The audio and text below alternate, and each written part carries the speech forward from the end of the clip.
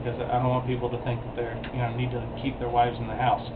What I'm talking about here, what the Sheikh is talking about here is, don't sit around and make your wife leave to do things that you should be doing as the husband. If somebody has to go to the drugstore, you should volunteer to go. If somebody has to go and pick up something down the street, if you need a part for something, I have to say, I worked for a long time in retail in an electronics store in the States, and I am really astounded at the number of wives that men would send with just the smallest couple of little lists of instructions about what they needed, and it gave me no clue what they needed. And sometimes the wives would make 3 or 4 trips, and I kept thinking to myself, why didn't the guys just get off their butts and come to the store themselves? Muslims, okay, we need to not do this. We need to set the example for our non-Muslim brothers and sisters, for our non-Muslim neighbors. We need to help them see a better way. Be kind to your wife by not forcing her into this sort of relationship, into this sort of situation. Now,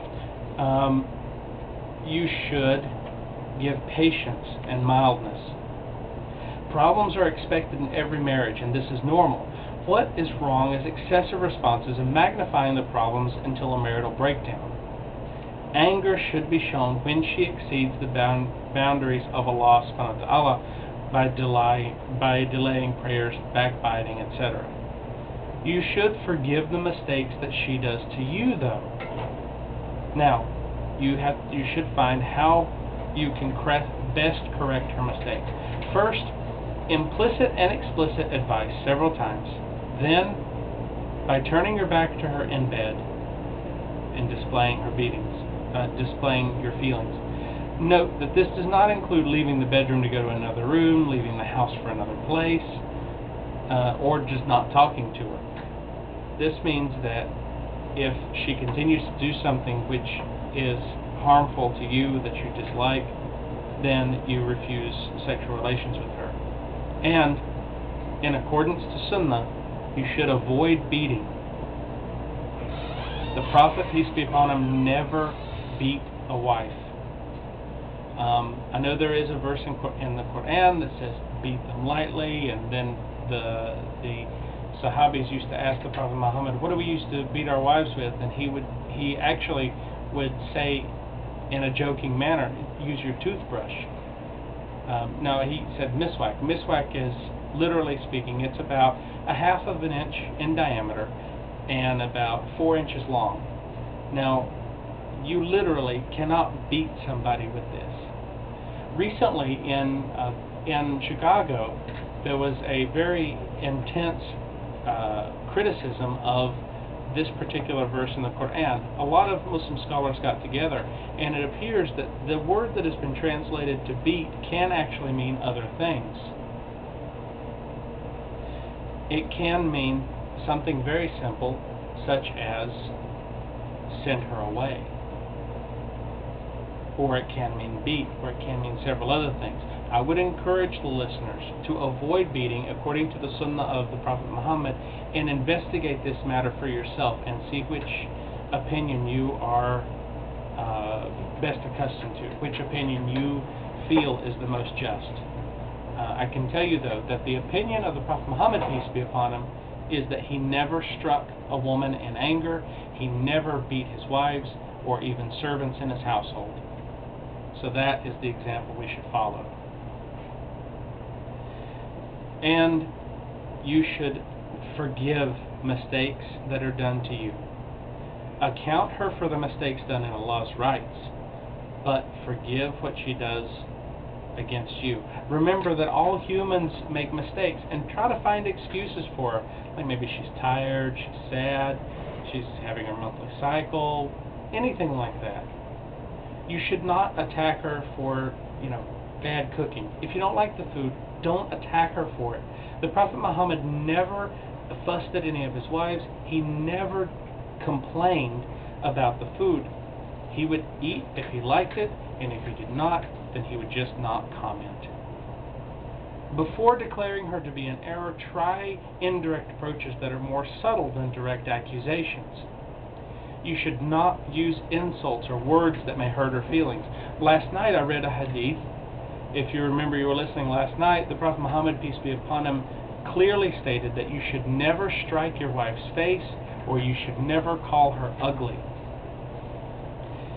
When it becomes necessary to discuss your problems, you should wait until you have privacy from others.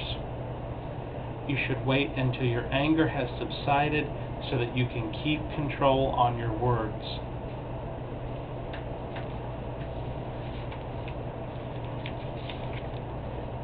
Dr. Ibrahim Bowers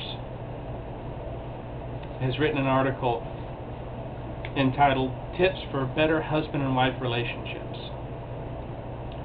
And I'm going to outline some of the points that he makes. Now, he starts out, although many Muslims may right now be in failing marriages and on the fast track to divorce and its terrible consequences, there are many ways to put your marriage back on the right track if the husband and wife are sincere to their desire to reconcile.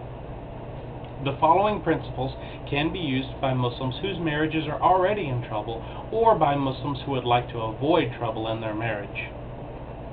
Now, the example of a negative relationship of a husband and wife. Many Muslim husbands and wives treat each other like adversaries rather than partners. The husband feels like he's the boss and whatever he says goes. The wife feels that she has to squeeze everything she can out of her husband. Some wives never show their husband that they're satisfied with anything, and they keep tricking him into doing more and more and more. They make him feel like a failure if he doesn't give them the lifestyle that their friends and families enjoy. Some husbands speak very harshly to their wives, humiliate them, even physically abuse them. Their wives have no voice or opinion in the family. And as we've been discussing for the last half hour, guys, all these things are wrong. So marriage in the eyes of Allah is that Allah subhanahu wa ta'ala has described marriage as He created for you mates from among yourselves, that you may dwell in tranquility with them, and He's put love and mercy between your hearts. And that's chapter 30, verse 21, as we read earlier in the evening. So, men, you should not be a tyrant. You should be partners in the decision-making process. You should be careful of your words. You should show affection. You should be the friend to your spouse. Show appreciation. Work together for the household. Yes, it is the wife's duty and obligation to take care of the household and the children. That doesn't mean that she has to do it alone. You should give communication. Every major relationship expert in the world will tell you communication is the big word in counseling. Dr. Phil McGraw is a big guy in the U.S., and I really love to watch him. The number one problem he illustrates in all of his shows and all of his programs, he illustrates that communication breakdown is the key to all the problems in a relationship. So communicate. And don't drag up past problems after they've been solved. Once they've been solved, move on. Don't bring them up the next time that you have a disagreement. You should try to live simply. Don't keep trying to keep up with the Joneses and have the best car, the best house, all this stuff. Now, you should give your spouse time alone. You know, your wife, your husband may not want to be with you 24 hours a day, 7 days a week. It's normal. It is normal to want some time alone. It's just normal. You need to be able to admit your mistakes. You need to maintain a physical relationship. It's not a business contract. Marriage is far beyond that. You should have meals together whenever it's possible. You should be mindful of your discussion topics. Make sure that you don't spend time talking about haram things. You know, many of us treat our spouses in ways that we would never treat others. With others, we try to be polite, kind, and patient. With our spouses, we often do not show these courtesies. Of course, we are usually with